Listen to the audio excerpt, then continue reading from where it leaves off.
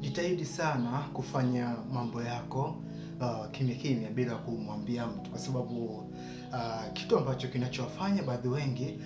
kutofikia malengo yao na kushindwa kufikia yale malengo yao ambayo wamepanga ni kuambia watu, marafiki au watu baki au ndugu mambo yako au mipango yako ambayo unafanya. Kwa guys, ili ni muweze kufanikiwa, basi jitahidi kutowaambia watu mafanikio yako, wala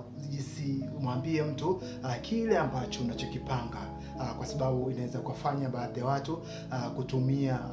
uchawi au kutumia mambo ya kishirikina au kutumia mambo au maneno mabaya au kuambia watu na kuweka kizuizi katika mafanikio yako. Kwa hiyo jitahidi, kaa mbali na marafiki, kaa mbali na watu ambao hawana importance katika maisha yako, na jitahidi weka vitu vyako vya siri. Waambie watu ambao unawaona kwako ni wana umuhimu kwako, ambao wenye faida, marafiki ambao wapo katika kukusaidia wewe, wapo katika kusaidiana ili muweze kufikia katika malengo. Lakini kukaa na mtu kuonana kijiweni au kukaa na mtu kuonana katika sehemu ambazo hazieleweki, afu unamwambia mipango yako kwamba mimi na mpango 1 2 3, kwamba mimi na mpango wa kufanya 1 2 3, guys,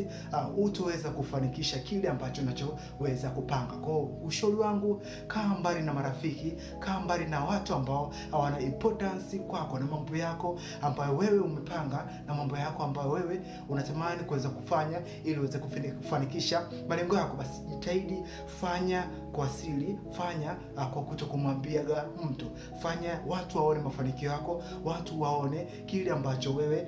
unaweza kufanikisha, watu waone kile mafanikio yako, malengo yako umeyapanga yameweza kufanikisha na kukwenda mbali, ili waje wakufuate na kukuambia kwamba wanahitaji njia ambayo wewe unaweza kufikia. Lakini ukimwambia kila mtu kwamba mimi natamani kufanya kitu fulani, mimi natamani kufanya